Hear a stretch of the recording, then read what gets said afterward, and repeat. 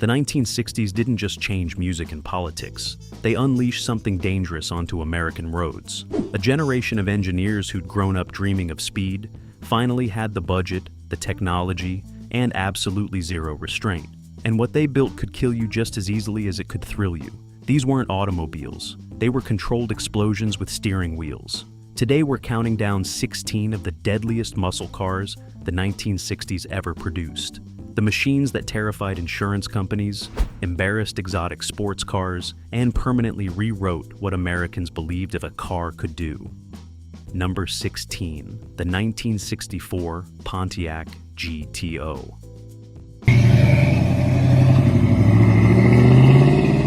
Everything has to start somewhere, and the muscle car era started right here, with a loophole, a borrowed engine, and one engineer who refused to follow the rules. General Motors had a corporate policy banning engines larger than 330 cubic inches in midsize cars. Pontiac's chief engineer John DeLorean looked at that policy, looked at a 389 cubic inch V8 sitting in a full-size car, and thought, what if we just called it an option package instead of a standalone model? Problem solved. Corporate rule bypassed.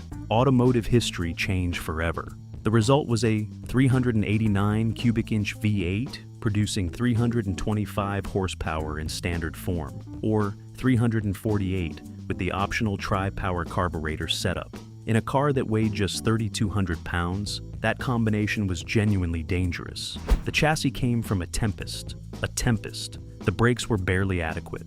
The suspension geometry dated back to the 50s. None of that mattered to the 20-year-olds lined up at Pontiac dealerships with sweaty palms and checkbooks. 0 to 60 in 6.6 seconds. The quarter mile in the low 15s. And it looked absolutely mean doing it. Pontiac expected to sell 5,000. They sold over 32,000. Every other manufacturer scrambled immediately, and the arms race that would define the decade was officially on. The GTO didn't just start the muscle car era. It lit the fuse. Number 15, the 1965 Shelby GT350.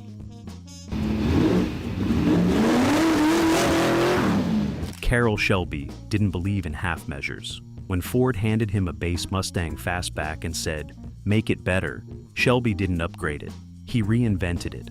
What came back was something that made the standard Mustang look like a rental car by comparison. The GT350 started with Ford's 289 cubic inch small block V8, but Shelby's team breathed on it hard. High-rise aluminum intake manifold, Holley 4-barrel carburetor, revised exhaust headers. The result was 270 horsepower, an honest 270, not the kind of soft factory number that turned out to be 310 on a dyno. The suspension was completely reworked with lowered front control arms, Coney adjustable shocks, and a relocated rear axle to eliminate the infamous wheel hop that plagued standard Mustangs. And then there was the noise. The side exit exhaust pipes on the competition versions created a sound that could rearrange your internal organs from 50 feet away. 0 to 60 in 6.5 seconds. The quarter mile in the mid-14s. But the GT350's real deadliness wasn't straight-line speed. It was the fact that it could actually corner, something most American cars of the era treated as an optional activity. It handled curves like a European sports car with a very bad attitude. In the hands of an overconfident driver on a winding road, that combination was exactly as dangerous as it sounds. Number 14, the 1966 Chevrolet Chevelle SS396. If the GTO opened the floodgates, the Chevelle SS396 proved that General Motors could play this game better than anyone. Chevrolet took their handsome midsize Chevelle body, dropped in a 396 cubic inch big block Variate, and created something that was both attainable and absolutely terrifying for anyone who didn't fully understand what they were buying. The base L35 engine produced 325 horsepower, but the real weapon was the L88, a solid lifter version of the same engine that pushed 360 horses and pulled like a freight train from idle. Paired with a 4-speed manual transmission, the L78 Chevelle could run the quarter mile in the high 13s. Here's where it gets interesting.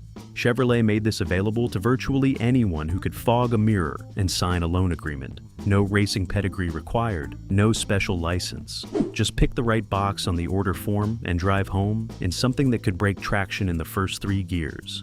Insurance companies started paying attention, parents started losing sleep, and young drivers across America started discovering very quickly that 360 horsepower and inexperience make a genuinely unfortunate combination. The Chevelle SS 396 was democratic horsepower, and democracy, it turns out, can be a dangerous thing. Number 13. The 1967 Mercury Comet Cyclone. Mercury doesn't get invited to many muscle car conversations, and that's a shame, because in 1967, they built something that could quietly embarrass cars with far more famous reputations. The Comet Cyclone was a sleeper in the truest sense.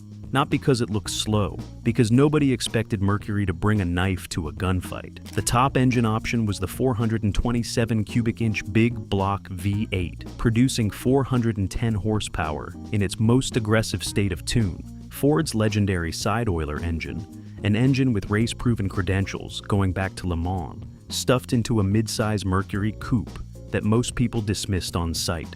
Quarter-mile times hovered in the mid-13s with a skilled driver and the right gearing. Trap speeds above 100 miles per hour were achievable bone stock. The problem was, the chassis had absolutely no idea it was carrying that engine. The handling was vague. The steering communicated roughly as much information as a wet noodle. And the brakes, drum units at all 4 corners, were the kind of brakes that made you seriously reconsider every life decision that led to the current situation. But none of that stopped the Cyclone from being devastatingly fast in a straight line. And straight lines were all most drivers needed to become legends in their own neighborhoods. Number 12, the 1968 Oldsmobile 442 W30. Oldsmobile built a reputation as the sophisticated choice in the GM lineup. Refined, tasteful, the kind of car your successful uncle drove. And then in 1968, they released the W30 package and set fire to that reputation entirely. The W30 option transformed the already capable 442 with a 400 cubic inch V8 breathing through a factory cold air induction system. Functional hood scoops that fed ambient air directly into the engine, dropping intake temperatures and waking up power that the standard setup left asleep. Official horsepower was 360. Real-world output was something the factory preferred not to discuss publicly.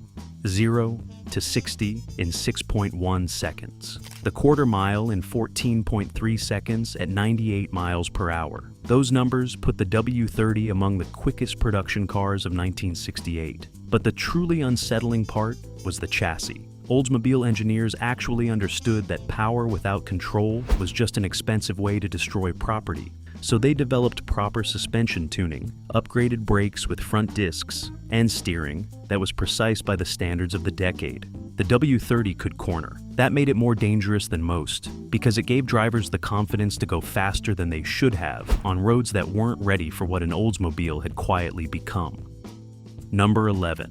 The 1966 Dodge Charger with the 426 Hemi. When Dodge built the original Charger for 1966, they wrapped it in a body that looked like something from a science fiction movie.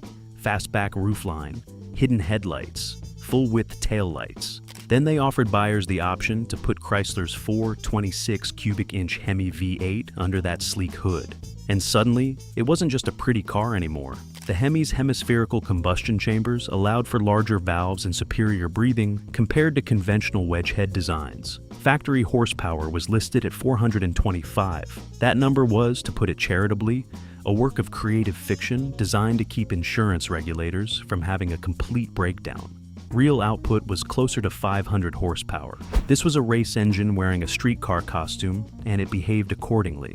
The loping idle shook the whole car. The solid lifter valve train required regular adjustment. The dual 4-barrel carburetors needed constant tuning. Owners who neglected any of that tuning discovered it at the worst possible moments, usually at speed, usually on a highway. occasionally in front of law enforcement. Only 468 1966 Chargers left the factory with the Hemi engine. Getting into one was like being handed a loaded weapon with no safety. Magnificent, terrifying, entirely unforgettable. Number 10. The 1969 Ford Mustang Mach 1 with the 428 Cobra Jet. Ford had been selling performance Mustangs since the beginning, but the Mach 1 changed the conversation. This wasn't a racing homologation special or a limited production weapon for serious competitors. This was a factory performance package that any buyer could walk in and purchase. And in its most dangerous configuration, it carried the 428 cubic inch Cobra Jet V8 under a functional Ram Air hood scoop. The Cobra Jet produced 335 horsepower, officially. And if you believe that, I have a very attractive bridge I'd like to discuss with you. Independent testing consistently showed the engine producing considerably more, with real-world quarter-mile times landing in the low 14s. The Ram Air induction system fed cold outside air directly into the engine under hard acceleration, adding power at exactly the moments you needed it most, and least needed another reason to go faster. The Mach 1 wore aggressive styling with a sport roof fastback body, black hood treatment, and enough visual drama to attract attention at every stoplight, which was exactly the problem. It looked like a race car, it went like a race car, and it was available to absolutely anyone with a reasonable credit score. Ford sold over 72,000 Mach 1s in 1969. That's a lot of Cobra Jet engines in a lot of inexperienced hands. The results were entirely predictable. Number 9. The 1969 Plymouth Roadrunner with the 440+6. Plymouth's philosophy with the Roadrunner was simple and almost aggressively democratic. Maximum performance, minimum price, no apologies. Strip out the luxury, keep the engine, charge less than $3,000, and watch young buyers lose their minds. The 440+6 option took that already dangerous formula and detonated it. 3 two-barrel Holley carburetors arranged on an aluminum intake manifold over 440 cubic inches of pure Mopar aggression. Factory rated at 390 horsepower and 490 pound-feet of torque. The center carburetor handled everyday driving, while the outer two waited patiently, and then opened at full throttle like a pair of very mechanical trapdoors. 0 to 60 in the low 5s, the quarter mile in the mid-13s. From a car decorated with a cartoon bird and a horn that said, "Beep, beep." Let that sink in for a moment. The handling was exactly what you'd expect from a car that prioritized straight-line violence over everything else. Great in a straight line, genuinely alarming in corners, front heavy, with tires that gave up with minimal warning on wet pavement. Insurance companies raised premiums for Roadrunner buyers almost immediately, because the data told a very clear story. Plymouth had put drag strip performance in the hands of people who shopped primarily based on which car made the funniest noise. And it was beautiful. Number 8. The 1967 Pontiac GTO Ram Air.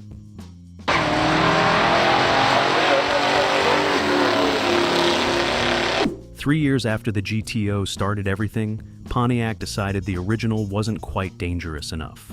The Ram Air option for 1967 introduced functional hood scoops that fed cold outside air directly into the 400 cubic inch V8, an engine already producing 360 horsepower in standard form that wanted more oxygen in the same way a fire wants more wood. The Ram Air package wasn't just about the scoops. The engine received specific calibration to take advantage of the denser incoming air charge, pushing real-world output beyond what the factory chose to admit publicly. Quarter-mile times dropped into the high 13s with a skilled driver, and Pontiac made the whole thing available in a body that was undeniably, stubbornly, frustratingly attractive. The long hood, short deck proportions of the 1967 GTO remain one of the great American automotive designs, full stop. But that attractive body sat on suspension that wasn't really engineered for the power underneath it. The steering was slow, the brakes were adequate on their best day. The rear end could break loose mid-corner, with almost no warning, rotating the whole car around in a way that required very fast reflexes to catch. Pontiac had taken something already dangerous and made it faster, louder, and slightly more unpredictable, which, come to think of it, was exactly what their customers wanted. Number 7. The 1968 Dodge Dart GTS with the 440.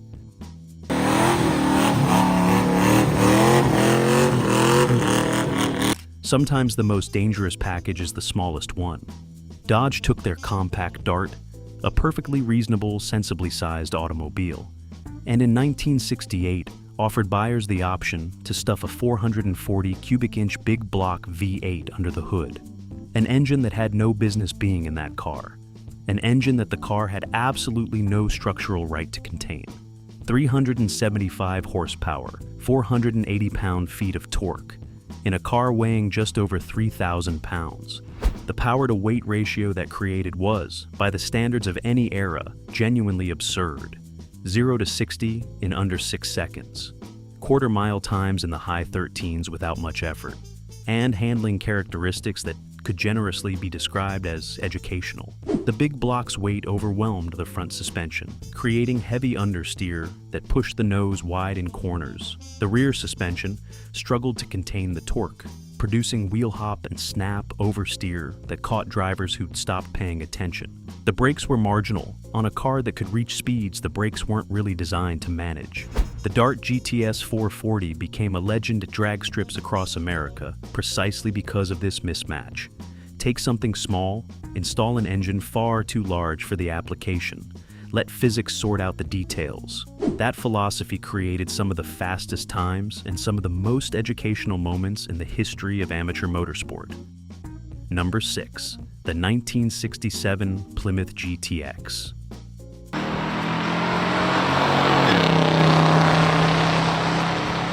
Plymouth positioned the GTX as the gentleman's muscle car. Elevated materials, upscale trim, a car for the buyer who wanted serious performance without feeling like they'd wandered into a racing paddock by accident. And then they offered the 426 Hemi as an option, which somewhat undermined the gentleman's car positioning. The standard engine was the 440 cubic inch Super Commando V8, 375 horsepower and 480 pound-feet of torque that pulled hard from just above idle. This was the engine that made the GTX genuinely lethal in everyday situations, because it didn't need high revs to make its point. The power was there at 2,000 RPM. It was there at 3,000. It was there every time you touched the throttle, which was both the appeal and the problem. For buyers who needed more bragging rights, the Hemi option delivered 425 official horsepower and an engine note that announced your presence from 3 blocks away. The Hemi GTX could run the quarter mile in 13-second territory with a skilled driver. Plymouth built over 30,000 GTX models in 1967, which meant these cars were genuinely common on American streets, combining serious power with widespread availability in exactly the way that keeps insurance actuaries employed. Number 5. The 1969 Mercury Cyclone Spoiler 2.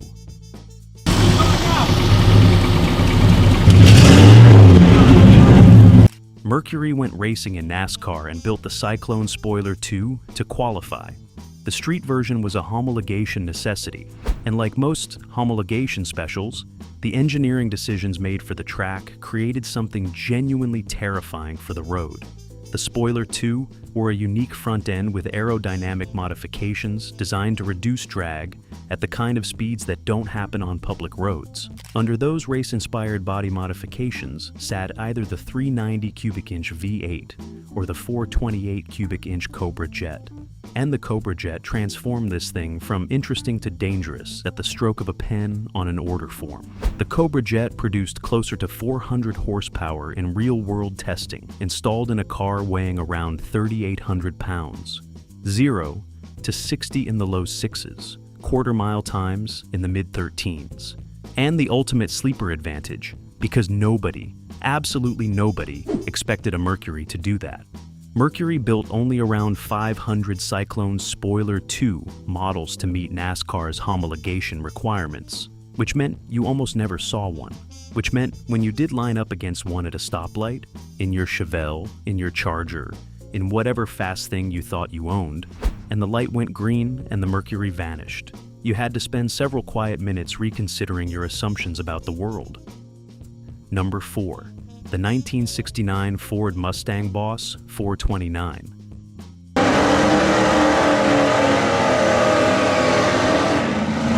Ford needed to homologate an engine for NASCAR, so they took the 429 cubic inch semi-hemispherical V8, a genuine race motor with canted valve heads, enormous valves, and internals that had no interest whatsoever in compromise, and they shoehorned it into the Mustang's engine bay. The process required cutting and reinforcing the shock towers, relocating the battery, and hand-building each conversion. Ford contracted Carcraft to do the work. Every single Boss 429 was essentially built twice. Official horsepower was 375. That rating was produced by people who understood that the insurance industry was watching very carefully and chose their words accordingly. Real output was somewhere north of 500 horsepower. The engine made its power violently, pulling hard from low in the rev range and continuing to accelerate all the way to the red line in a way that left very little room for casual driving. 0 to 60 in around 5.5 seconds. Quarter-mile times in the high 13s. In a Mustang fastback that looked absolutely correct from every angle, Ford built just over 800 Boss 429s for 1969. Not many, but enough to establish a reputation that's only grown in the decades since. This was a race car with a license plate, and it drove like one, rewarding skilled drivers and punishing everyone else with the kind of efficiency that leaves a lasting impression. Number 3. The 1969 Plymouth Roadrunner Hemi.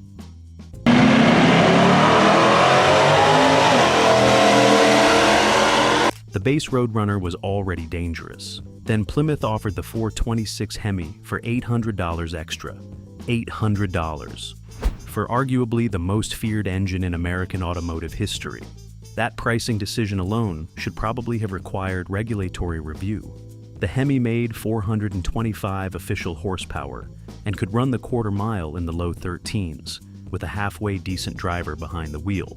But the real achievement was the math. A car costing under $4,000 total could humiliate Corvettes and embarrass machinery worth 3 times as much.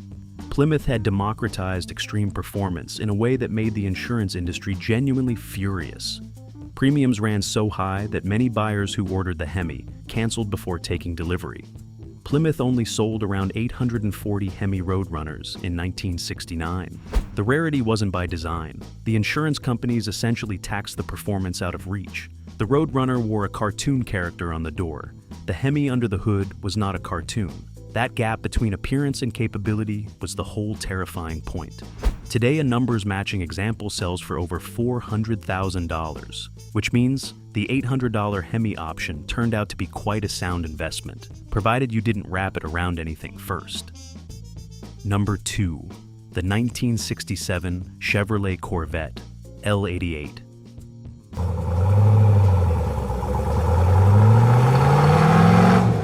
The Corvette had always been America's sports car.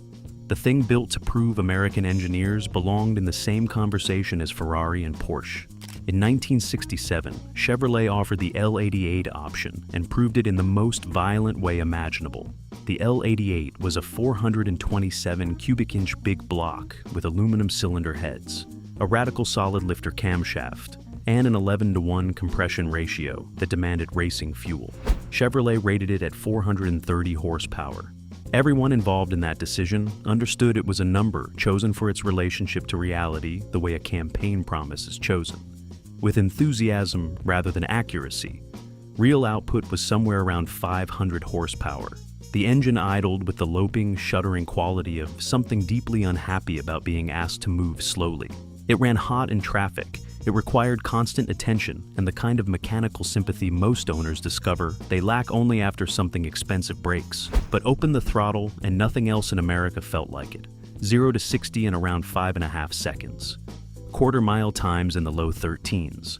Chevrolet built only around 220 L88 Corvettes that year. Most went racing immediately, which is why original survivors are extraordinarily rare and worth a very significant amount of money today. The L88 proved America could build exotic performance. It just couldn't guarantee you'd survive experiencing it. Number 1. The 1969 Chevrolet Camaro ZL1.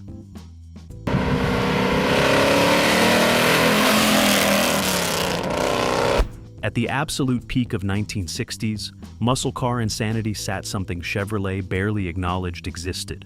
The ZL1 Camaro was built in secret, sold in whispers, and represented the single most extreme factory performance car the decade ever produced. Under that cowl induction hood sat an all-aluminum 427 cubic inch big block V8. Not a cast iron engine dressed up with performance parts. An actual aluminum block, aluminum heads, and internals lifted straight from Can-Am racing that shed nearly 100 pounds compared to the iron version.